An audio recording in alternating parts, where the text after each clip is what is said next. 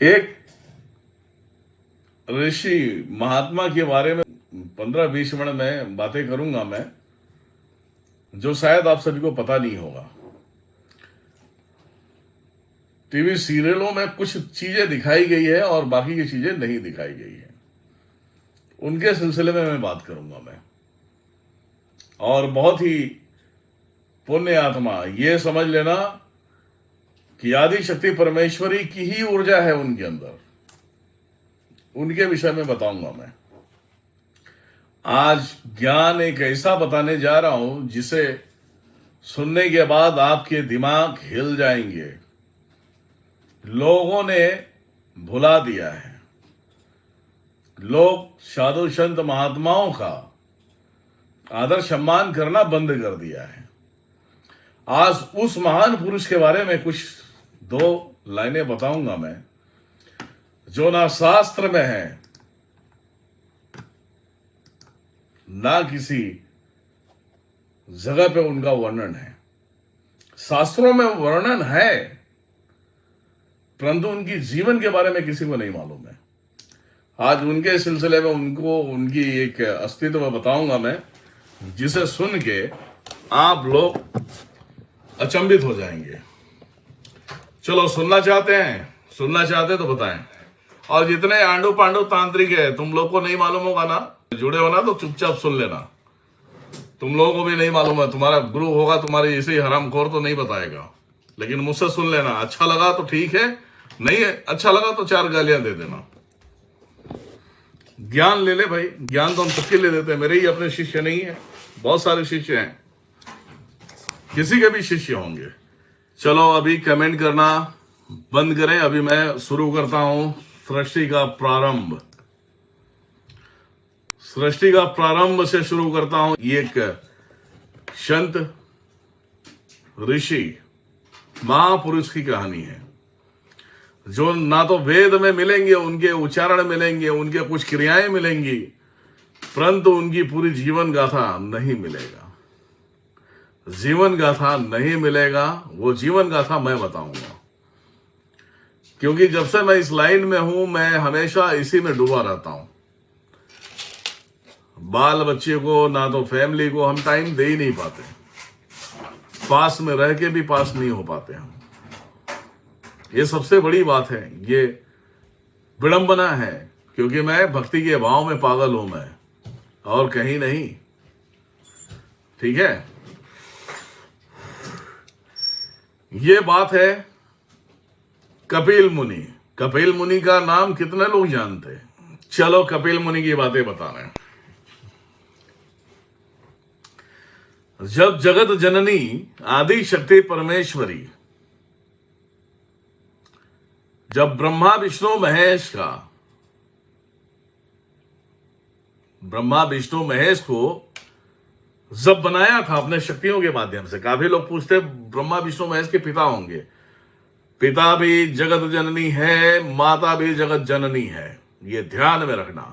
कुछ शब्द ऐसे हैं कि हम यहां नहीं बोल सकते। पहले ब्रह्मदेव को बनाया, कुछ सवाल रखा गया। ब्रह्मदेव उस दरमियान में नकार दिए, उन्हें वहां भस्म कर दिया गया। ये गौर से सुन लेना। जब ब्रह्मदेव को, जब आदि शक्ति परमेश्वरी बना रही थी ना, तो त्रिनेत्र खोली और वहां से एक लाइट निकला। ब्रह्मदेव प्रकट होते हैं। वो लाइट, अभी आप सभी को मालूम है कि एक दिया जलाओगे तो दिया तुम्हें अकेले नहीं लगने वाला है, वो सभी को लगने वाला है। उस ऋषि की बात बताने वाला हूं। जब रोशनी यहां से निकली तो ब्रह्मदेव तैयार होते हैं, लेकिन वो रोशनी कट के कहीं और चट्टान पे चले जाती है। ठीक है,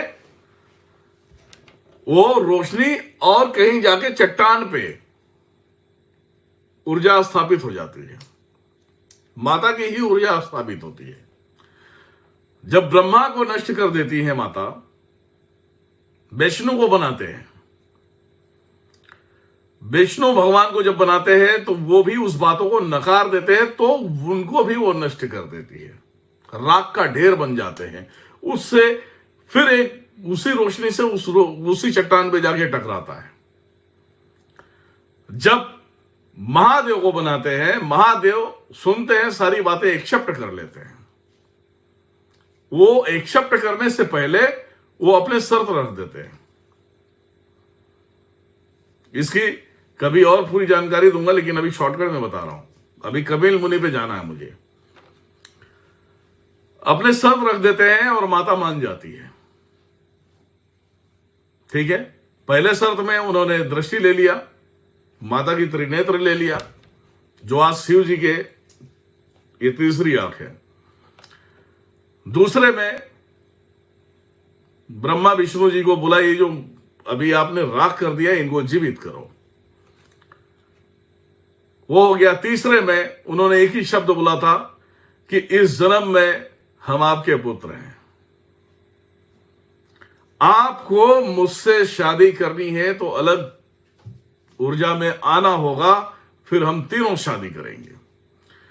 तब आदि शक्ति परमेश्वरी उस जगह पे शांत हो जाती है और मां का कार्य करती है, और वही शती बन के आती है, लक्ष्मी बन के आती है, सावित्री बन के आती है। तब इन तीनों जन का घर बसता है। ये एक पार्ट हो गया। और आज तक हमारे इतने साधु संत बन गए, इन गांडुओं को यह पता नहीं है कि तुम्हारी रीति रिवाज कहां से चले आ रही, ये नहीं मालूम है ना। मैं गालियां क्यों देता हूं, रीजन क्या है? यही रीजन है, गालियां देने का रीजन यही है। ज्ञान सबको देते हो भर भर के, वही किताबी ज्ञान उठा के भर के देते हो, और साले तुम्हारे अंदर जरा सा क्षण मात्र के लिए एक सहनशीलता नहीं है समझने के लिए। सिर्फ अपने अहंकार, अपने क्रोध में आकर ऐसी तैसी कर देते हो। ब्रह्मा विष्णु महेश के ऊपर सारी जिम्मेदारियां दे दिया जाता है, और जब माता भ्रमण करने के लिए निकलती है तो वहां एक बालक होता है, वो जो चिल्लाता है।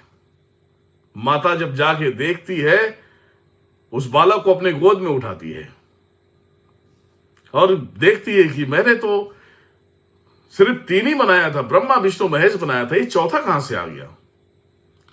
जब माता ध्यान देती है तो देखती, ओहो ये तो मेरी ही ऊर्जा का स्रोत है। माता उनका नामकरण करती है कपिल मुनि। समझ में आया? कपिल मुनि नामकरण करती है, और वो माता के ही भक्त होते हैं। कपिल मुनि के अंदर एक चीज गलत थी कि वो माता को ही मानते थे, महादेव को नहीं मानते थे। यहां तक पूरी जिम्मेदारियां सौंप देने के बाद भी माता बोलती थी कि पुत्र तुम्हारे पिता महादेव हैं, इनकी उपासना करो। तब कपिल मुनि कहते हैं कि माता आपने मुझे बनाया है, हम तो आपको जानते हैं, और इनको भी आपने ही बनाया है। तो बोले नहीं, इस संसार का कारोबार इन तीनों के ऊपर छोड़ दिया गया है, ब्रह्मा विष्णु महेश के लिए। तो महेश जो शिव है वही तुम्हारा पिता है, और मैं इनके पास पार्वती स्वरूप में हूं, शती रूप में हूं, तुम्हें मानना पड़ेगा। कपिल मुनि वहां पे थोड़ा सा नर्वस हो जाते हैं, मानने के लिए राजी नहीं होते। उसी क्षण में कहानी चेंज हो जाती है, क्योंकि महादेव बैठे हैं ना, इंसाफ करने वाले महादेव बैठे हैं। उसी क्षण में सारी कहानी अल्टी पल्टी हो जाती है। आपने सुना होगा शगर के 60,000 पुत्र थे। शगर के पुत्रों ने पूरे इस संसार में हाहाकार मचा के रख दिया था। 60,000 पुत्र, जिसके 60,000 पुत्र हो तो अपने सामने किसी को नहीं खड़े होने देगा। एक अश्व उनको मिलता है, उस अश्व के खुशी में यज्ञ कराने के ऊपर आ जाते हैं और यज्ञ कराने की तैयारियां करते हैं, और पूरे भूमंडल में पूरा हाहाकार मच जाता है। जितने भी 33 कोटि देवी देवता है, सब में खलबली मच जाता है कि अगर शगर के पुत्र ने ये यज्ञ कर लिया तो ऐसा ना हो कि हमारा ये स्थान भी छूट जाए और देवलोक भी खाली हो जाए, और यहां पे आके अपना राज्य करेंगे। उसी दरमियान में इंद्र ने एक गेम किया।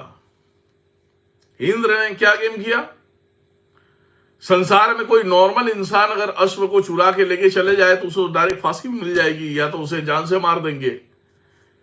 तो पूरे सृष्टि में उन्होंने ध्यान लगाया, अपनी दृष्टि के माध्यम से देखा कि इसमें इन 60,000 लोगों से लड़ने वाला कौन है। उसे ढूंढा जाए। जो महादेव को नहीं मानने वाला होता वो तो पहला दुश्मन होता है, ये ध्यान में रखना। लेकिन महादेव जानबूझ के पंगा नहीं लेते, क्योंकि विधान बनाने वाले वही, विधि बनाने वाले वही, चलाने वाले वही, सुलाने वाले वही, सारे कर्मकांड करने वाले वही। फिर इंद्र ने देखा कपिल मुनि। कपिल मुनि का क्रोध बहुत भारी था, उनके क्रोध के सामने सभी की फटती थी। रात्रि में कपिल मुनि सोए हुए थे और ये 60,000 सगर के पुत्र भी सोए हुए थे। इंद्र जाते हैं, उस अश्व को पकड़ते हैं और ले जाके कपिल मुनि के आश्रम में बांध देते हैं। उदय होता है, जब सुबह होता है, अब हम थोड़ा सा पेवर हिंदी में जा रहे हैं तो मजा नहीं आएगा, तुम्हें आज की हिंदी सुनानी पड़ेगी। फिर जब उठते हैं बोलते हैं हमारा अश्व नहीं है, अश्व नहीं है, कहां गया अश्व मेरा? ढूंढने निकल जाते हैं कि अश्व कौन चोरी करके लेके गया, उसे जान से मार देंगे। जब ढूंढते ढूंढते जब चारों तरफ से थक गए तो एक आश्रम देखा, आश्रम में गए, देखे तो अश्व खड़ा था। कपिल मुनि ध्यान में बैठे थे। यहां तक ये तुम्हारे टीवी सीरियल वगैरह में बताया गया है, उसे भी आप देख सकते हो। कपिल मुनि ध्यान में बैठे रहते, उसे उस दरमियान में जो आज बोलते ढोंगे पाखंडी, उसी दरमियान में कपिल मुनि को बोलता, क्या रे साधु, ढोंगी पाखंडी, तेरी इतनी हिम्मत हो गई कि तू मेरे अश्व को चोरी करके लेकर आया और अपने आश्रम में बांध दिया। कपिल मुनि ध्यान में रहते हैं, उसे हिला देते हैं लोग। कपिल मुनि उठते हैं, उसके बाद कपिल मुनि को अनाप शनाप गाली गलौज देना चालू कर देते हैं। कपिल मुनि बोलते हैं, ये आपका अश्व हम नहीं लेकर आए, पता नहीं किसी ने बांध दिया होगा और किसी ने ऐसी हरकतें किया होगा, तो उसे ढूंढो आप। तो बोलते हैं, तू जानता नहीं, हम 60,000 भाई हैं, तेरा तो एक तिनका तक नहीं मिलेगा। कपिल मुनि को क्रोध आता है। कपिल मुनि बोलते हैं, जिस अहंकार में तू जी रहा है उस अहंकार को ही मैं नष्ट कर दूंगा। और जल उठाते हैं और मंत्र पढ़ते हैं और छिड़क देते हैं, 60,000 लोग जल के खाक हो जाते हैं। 60,000 लोग जल के खाक हो जाते हैं। इतना तो आप टीवी सीरियल है, पता नहीं कौन सी सीरियल होगा, उसमें होगा, इतना तो आपने वहां देख लिया। उसके बाद कपिल मुनि को आपने देखा ही नहीं, है ना। अब आगे की कहानी सुन लेना, और जो मैंने बताया है ये कहीं नहीं बताया दिया है। कपिल मुनि कुछ टाइम तक उस आश्रम में रहते, क्योंकि आश्रम पूरा शमशान बन जाता है। कुछ समय बीतता है, उसी शगर के वंश बोलते हैं ना कि पोता, जो लड़का होता सगर का, लड़के का लड़का होता है, जिसका नाम था भागीरथ। भागीरथ शिकार के लिए निकलता है, और वो भागीरथ किसका भक्त था? पार्वती माता का। जब भागीरथ निकलता है और जब शिकार करने के लिए निकलता है, तो उस आश्रम से आवाज आती है कि पुत्र पुत्र, जैसे आज हम पितरों को बोलते हैं कि सम्मान दो, पितरों का ध्यान दो, पितर का ध्यान दोगे तो तुम भी तर जाओगे। बोलते पुत्र मुझे मुक्त करो, हम सभी को मुक्त करो पुत्र। जब वो उस आश्रम में जाके देखता है तो वो पूरा राख राख राख राख वो देखता है, और पितर उसके खड़े होते हैं वहीं पे, ऊर्जा रूप में उससे बात करते हैं। और वो आश्रम में जाता है, कपिल मुनि को देखता है और कपिल मुनि को बोलता है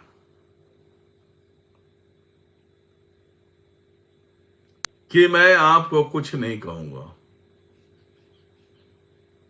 आप क्रोधित ना हो, कृपा करके मुझे मार्ग बताएं कि हम इन्हें कैसे, इनको हम मुक्ति दिला सकते हैं।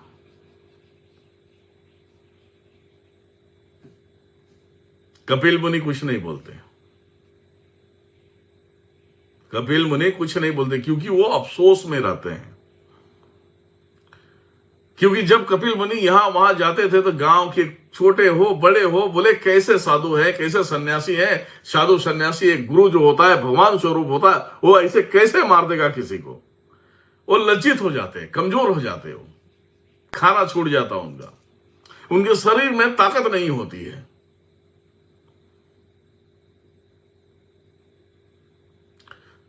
कपिल मुनि का आश्रम है गंगा सागर में, आश्रम है कपिल मुनि का। उस गंगा सागर के तट पर जाते हैं कपिल मुनि और गंगा माता को आवाहन करते हैं। गंगा माता को आवाहन करते हैं, है ना। गंगा माता को आवाहन कब करते हैं? जब गंगा पूरी तरह से आ जाती है। वो जंगलों में सांप का एक रूप धारण करते हैं, सांप बन के जंगलों में भटकते हैं, अपने आप को छुपाते हैं पब्लिक से। भागीरथ मां का साधना जब तब में लग जाता है। पार्वती माता बोलती है कि पुत्र, अगर तुम्हारे पूर्वजों को मुक्त करना है तो गंगा को लाना पड़ेगा। और गंगा इस समय ब्रह्मा के कमंडल में विराजमान है, तो ब्रह्मा से निवेदन करना होगा, गंगा का उपासना करना होगा, तो गंगा आने के लिए तैयार हो जाएगी। यहां अब ये लाइन अलग चल रही है, मैं कपिल मुनि की तरफ जाऊंगा, ये लाइन कभी और बता दूंगा जब आपको सुनना रहेगा। तो गंगा आ जाती है, गंगा आ जाती है। अब भागीरथ की चैप्टर जो है हम कभी और बताएंगे, क्योंकि ये हमारा ज्ञान है। ज्ञान को इतने जल्दी जो है कि हम बता नहीं सकते, हमारी औकात नहीं है। गंगा माता जब आ जाती है, गंगा सागर जब तरावोर हो जाता है, गंगा माता को आवाहन करते हैं कपिल मुनि और बोलते हैं कि हे माता, माता मातेश्वरी प्रकट हो मां। गंगा माता प्रकट होती है, बोलती है बोलो पुत्र। बोलते हैं कपिल मुनि कि माता, इस पार में हमें बहुत ताने सुनने के लिए मिलता है। हम ये ताने सुन सुनकर इतना हम थक गए हैं और इतना मैं लज्जित हो चुका हूं कि मैं इनके सामने नहीं रह सकता। हे कृपा निधान, हे मातेश्वरी, इस गंगा सागर से मुझे उस पार में मुझे छोड़ दो माता। मेरे पास इतना ऊर्जा भी नहीं रहा, बल भी नहीं रहा, शक्तिहीन हो गया हूं मैं। तब कपिल मुनि नाग रूप में आते हैं और माता इसे हाथ में लेती है और गंगा सागर के उस पार में छोड़ देती है कपिल मुनि को। ठीक है। कपिल मुनि का भी चैप्टर बहुत बड़ा है, उनकी कहानी भी बहुत बड़ा है। उस जंगलों में जब जाते हैं,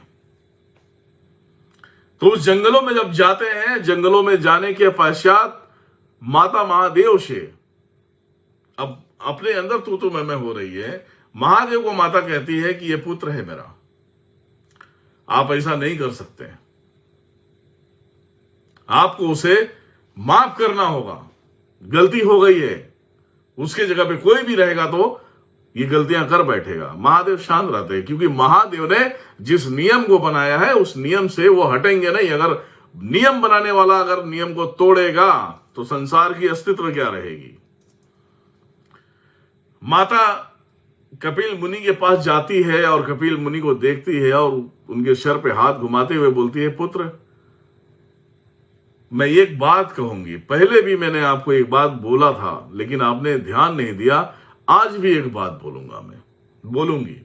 बोलती है कपिल मुनि के कि पुत्र, महादेव भोले हैं, भोले भंडारी हैं, अड़बंगी हैं, कब मस्ती में आके माफ कर दें, ये कोई नहीं जानता। पुत्र, आप महादेव की उपासना करो। उपासना जब तक करना जब तक तुम इन कर्मों से छूट ना जाओ। महादेव की उपासना वो करने लगता है। कहानी अभी वहीं पे हमने अभी छोड़ देनी है, कहानी वहीं पे। ये कहानी हम बढ़ाते रहेंगे आगे, क्योंकि पूरी चीजें बताना जो है सबके माइंड में एक ऐसा लगता है कि भैया क्या है ये, है ना। ऐसे अनेक जीवन बीत जाता है कपिल मुनि का, अभी भी वो मुक्त नहीं हुए। सोचो सोचो, वो अभी तक मुक्त नहीं हुए।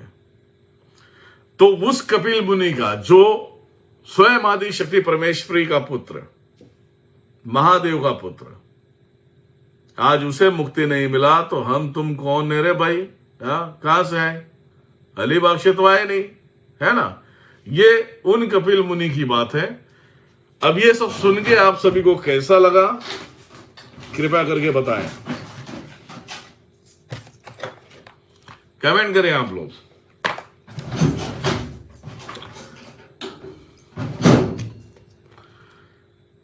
अब कपिल मुनि के बारे में मालूम हो गया हो तो ठीक है, नहीं तो देख लेना, कहीं टीवी सीरियल वगैरह होगा, टाइप कर लेना, चेक कर लेना।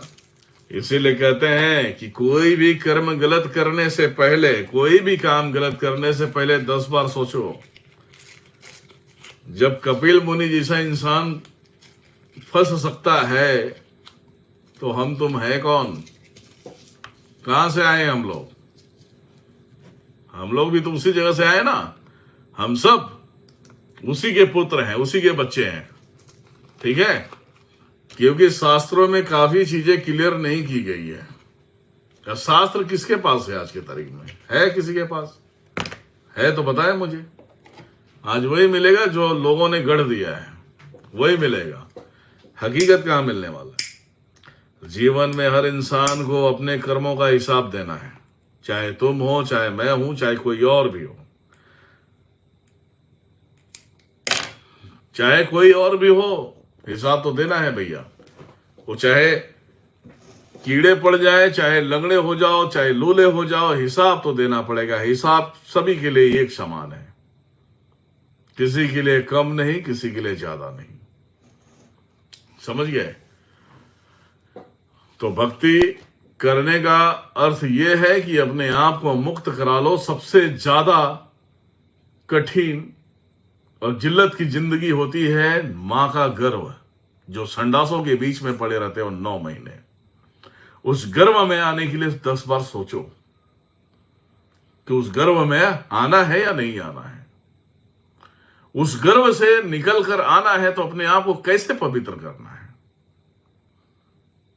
कैसे अपने आप को मुक्त करना है, ये भक्ति के अलावा कोई दूसरा रास्ता नहीं है। ये ध्यान में रखो। लोग हमें कहते हैं हमें बात नहीं करते। अब मूड ही नहीं होता बात करने के लिए। मूड होगा तो बात करेंगे, है ना। 2 वक्त की रोटियां तो माता दे रही है ना। महादेव नारायण दे रहे हैं, हमें बख्शोदी करने नहीं आता। मैं दिनेश्वर महाराज, कोई ऐसा पंथ नहीं है कि उसकी जानकारियां, उसके ज्ञान मेरे अंदर ना हो। मैंने पढ़ा कुछ भी नहीं है, ना शास्त्र पढ़ा है, ना रामायण पढ़ा है, ना भागवत पढ़ा है। अभी जो मैं ज्ञान दे रहा हूं, मैं जो ज्ञान लेता हूं, वही ज्ञान तुम में देता हूं। समझ में आया? जो मैं लेता हूं वही ज्ञान मैं तुम सभी को देता हूं। कोई भी इंसान हो, उलझने से पहले 10 बार सोचना, किसी भी क्षेत्र से। 13 पंथ है, 13 पंथों के लोग, 13 पंथों की शक्तियां, कौन सी ऐसी शक्तियां हैं कि मेरे अंडर नहीं है या मैं उनके अंडर नहीं हूं? ये होश हवास में रह के सोचो, फिर उसके बाद उलझो। नहीं, दिनेश्वर महाराज की जगह पे दूसरा कोई होता तो कब के ये तांत्रिक लोग सुला देते। अब मुझे सुलाते सुलाते इनकी नानी दादी सब मर गई। अब सोचते हैं कि ये इनकी शक्तियां काम करती भी है कि नहीं करती है। यही बात है।